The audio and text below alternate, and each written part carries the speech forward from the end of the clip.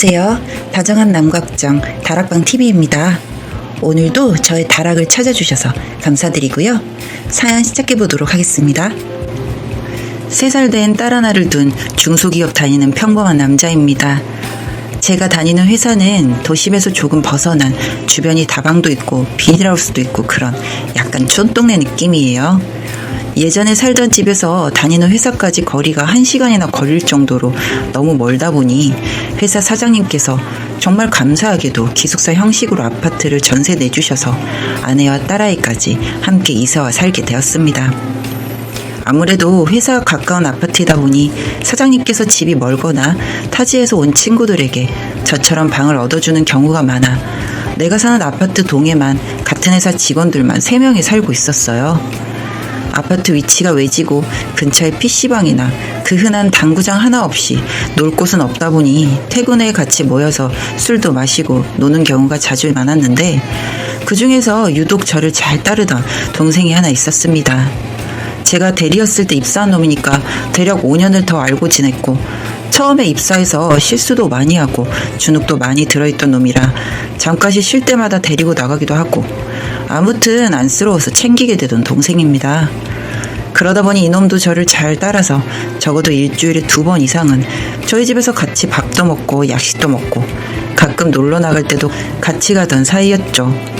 아무튼 올 여름에 코로나 때문에 어디 여행도 못 가고 촌구석 같은 집에만 박혀있다 보니 와이프가 너무 우울해하길래 가까운 캠핑장으로 놀러를 가기로 했습니다. 회사에서 20분 거리에 마침 경치 좋고 한적한 캠핑장이 있더군요. 거기에 캠핑 좋아하던 같은 회사 형네 부부랑 그리고 그 동생 새끼랑 함께 가기로 했는데 금요일 퇴근 후 늦은 시간에 캠핑장에 도착해서 급하게 텐트를 치고 고기를 구워 먹고 챙겨간 조명 켜고 다 같이 술도 먹고 그렇게 놀았습니다. 저도 오래간만에 나가서 노는 거라 들떠서 술 좀 마시다가 알딸딸해서 일찍 텐트에 들어가서 딸아이를 안고 잠이 들었습니다. 자다가 몇 시인지는 모르겠는데 추워서 깼는데 밖에서는 아직 술 마시며 노는 소리가 들리는 걸 보니 그렇게 오래 잠든 것 같지 않아 보였습니다. 아무튼 물이라도 마시려고 몸을 일으켰는데 저희 텐트 안에 나랑 딸아이, 아내 말고 한 명이 더 있는 거였어요. 뭔가 싶어서 가까이 가보니 동생 새끼랑 아내가 서로 껴안고 자고 있는 걸 봤습니다. 그 와중에 그 동생 새끼 손은 와이프 가슴에 가 있고 와이프 속옷은 보기 흉하게 반쯤 벗겨져 있더군요. 아까 마셨던 술 때문인지 아니면 이 상황 때문인지 머리가 순간 확 아프면서 소리를 질렀죠. 속은 역겨워서 헛구역질도 나고 그 와중에 너 뭐하는 새끼냐고 소리 지르고 밖에서는 형네 부부는 무슨 일인가 싶어서 텐트로 들어오고 아무튼 난리도 아니었습니다. 동생 새끼는 정신 못 차리고 일어나서 미안하다고 하는데 나도 그 순간은 보이는 게 없어서 머리를 잡아 뺨을 때렸습니다. 동생 새끼가 뭐라고 짓거리는 것 같긴 하던데 내 귀에는 들리지 않고 더 그 자리에 있고 싶지도 않아서 콜택시 부른 뒤 졸려서 꾸벅꾸벅하는 딸 아이만 들쳐업고 바로 집으로 왔어요. 집에 도착해서 딸을 다시 재우고 방에 앉아서 아까 있었던 일을 생각하면서 씩씩거리는데 결국 그날 와이프는 집에 안 오더라고요.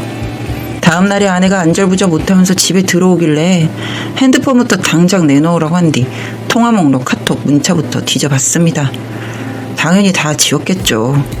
열받아서 바로 동생 새끼한테 전화를 했더니 전화기가 꺼져 있더라고요. 바로 3층 그 새끼가 사는 곳에 찾아가 발로 문을 차고 주먹으로 두들겨도 그 새끼가 집에 없는 건지 있는데 안 나오는 건지 쥐죽은 듯이 조용하길래 다시 집에 와서 아내를 추궁하기 시작했습니다. 생각보다 안 잡아떼고 술술 말하더라고요. 폰에 있는 기록 지웠던 사람이 맞나 싶을 정도로 묻는 거에 짧게 대답만 했습니다. 둘이 나 없을 때 만나기도 했냐? 오래됐냐? 혹시 그 짓거리까지 했냐? 모두 맞다라고 대답하더라고요. 물으면서도 이 대답에는 아니라고 대답해주길 바라는 마음이 컸는데 다 맞다라고 말하니 나도 뭐 더 이상 화도 안 나고 할 말도 없더군요. 그래서 그냥 딸한테는 티내지 말라고 하고 들어가서 쉬라고 한 뒤에 1층에 내려가서 화단에 쭈그려 앉아 담배만 한 갑을 다 핀 것 같았어요. 다음날 출근하니 그 새끼는 안 보이더라고요.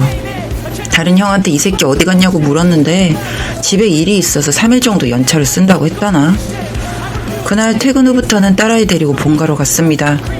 집에 가면 와이프가 그 새끼랑 내가 자는 침대에서 뒹굴거리는 게 자꾸 생각나고 얼굴만 봐도 더럽고 역겨워서 같이 있을 수가 없었습니다.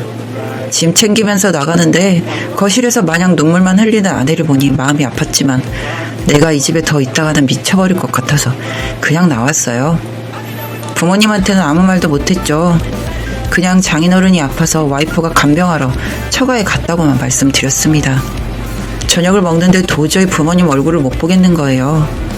아들내가 딸 키우면서 잘 사는 줄 알고 있는 부모님께 너무 죄송스러웠습니다.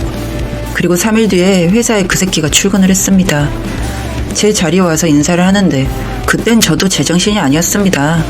아내가 울던 게, 부모님께 죄송했던 게, 그 새벽에 딸아이 안고 택시 타고 집에 오던 모든 게 그 새끼 때문인 것 같아 다짜고짜 그 새끼 정강이부터 까버렸죠. 그리고 일어나서 회사 밖 흡연실로 끌고 갔습니다.